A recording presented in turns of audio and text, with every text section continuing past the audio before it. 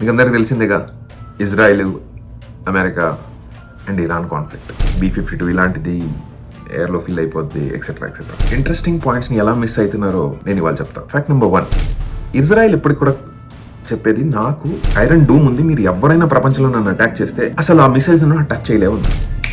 Myth busted. బిల్డింగ్లు కూలిపోయేలాగా అటాక్లు చేశారు. నన్ను కొడతావా అని చెప్పి వీళ్ళు రిటాలియేట్ చేస్తే రెండింతలుగా రిటాలియేట్ చేసి ఇంకొంచెం హ్యూమన్ లాస్ క్రియేట్ చేసింది.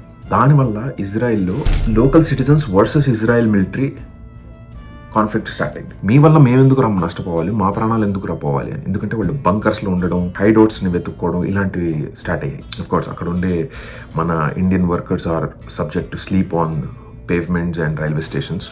Not much safety is given. దాని పక్కన పెడితే నన్ను కొడతావారా, ఉండి చెప్తామా, పెద్దలను పిలుచుకొని వస్తా అని చెప్పి అమెరికాని వార్లో దింపాడు. అమెరికా వార్నింగ్స్ ఇచ్చింది, ఆగల. వన్ ఫైన్ మార్నింగ్ నేను నీ న్యూక్లియర్ ఫెసిలిటీస్ అన్నింటినీ డిస్ట్రాయ్ చేశాను, ఈ వార్ అయిపోయింది ఇక్కడతో అని చెప్పి అనౌన్స్ చేశారు. ఇరాన్ ఇక్కడి నుంచి బయలుదేరి రష్యాతో మాట్లాడింది వెళ్ళి, వాళ్ళ ఫారిన్ మినిస్టర్. చైనాతో మాట్లాడింది వెళ్ళి. ఈ అమెరికన్ అలైస్ ఏవైతే ఉన్నాయో, మిత్ నెంబర్ 2 బస్టెడ్. ఒక న్యూక్లియర్ ఫెసిలిటీని డిస్ట్రాయ్ చేస్తే ఎంతమంది చనిపోవాలి? అఫ్ కోర్స్ ఫుల్ పొటెన్షియల్ బాంబ్ని డిప్లాయ్ చేస్తే లక్షల మంది చనిపోయారు జపాన్లో. At the words to be ready with the nuclear బాంబ్లో ఉన్నప్పుడు ఏదో కొంచెం జరగాలి కదా. మీ హ్యూమన్ లాస్ లేదు, ఎన్విరాన్మెంటల్ లాస్ లేదు, ఏంటి బంకర్లు టిన్ షీట్లు పగలగొట్టారా? మరి నన్ను కొడతావారా అని చెప్పి ఇలా ఇరాన్కి చుట్టూ ఉన్న ముస్లిం కంట్రీస్ ఏవైతే ఉన్నాయో అక్కడ అమెరికా బేసెస్ ఉన్నాయి. ఆ నెక్స్ట్ డే ఇరాన్ ఆ బేసెస్ అన్ని అటాక్ చేసింది. No human loss reported, not much of environmental damage reported. Myth number 3. ఇదేనండి జియో పాలిటిక్స్ అంటే. మీకు చూపించే సినిమా ఒకటి, తెర వెనక సినిమా ఒకటి నడుస్తుంది.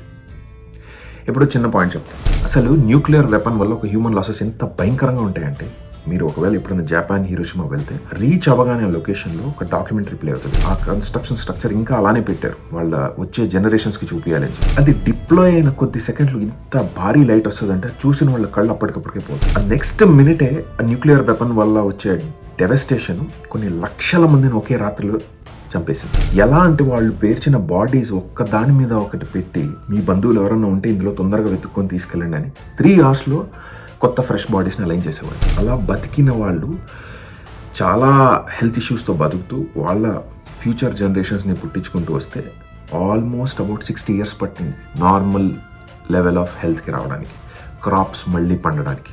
అది ఒక న్యూక్లియర్ బాంబ్కున్న పవర్. అయితే ఇంట్రెస్టింగ్లీ పర్ల్ హార్బర్ని జపాన్ అటాక్ చేసింది. నువ్వు నన్ను అటాక్ చేస్తావారా అని వీళ్ళు ఒక బాంబు వేశారు. తర్వాత ఇంకో బాంబు వేశారు, హిరోషిమా, నాగసాకి. August 15th రోజు నీకు ఇంకో బాంబు వేయబోతున్నాను క్యోటో టౌన్లో అన్నారు. క్యోటో ఇస్ ద క్యాపిటల్ ఆ టైంలో. క్యోటోకి వద్దురా బాబు, నువ్వు వేస్తే ఇంకా మేము బతకలేము అని చెప్పి వెళ్ళి కాంప్రమైజ్కి వాడు కాళ్ళు పట్టుకుంటే, ఓకే మిత్రమా, నీకు నాకు గొడవలొద్దు అని చెప్పి ఆపారు.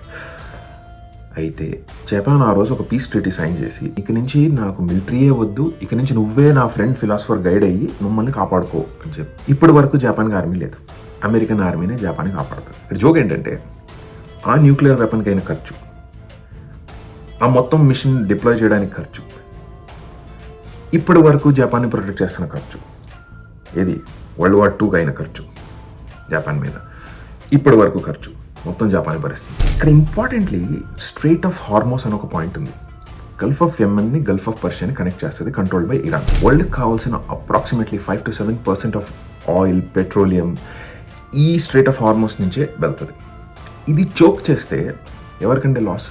The problem is when 2 big people want to fight, they will involve smaller players to fight. Gang leaders ఎప్పుడు కొట్టుకోరు, గ్యాంగ్లోని మనుషులే కొట్టుకుంటారు. స్ట్రెయిట్ ఆఫ్ హార్మోస్ని చోక్ చేస్తే చైనాకి కావాల్సిన ఆయిల్ డిమాండ్ కిందికి వస్తుంది. అప్పుడు ఎక్కడి నుంచి కొనాలి? రష్యా నుంచి కొనాలి. వెదర్ బాగుంటేనే రష్యా నుంచి షిప్స్ రాగలుగుతాయి.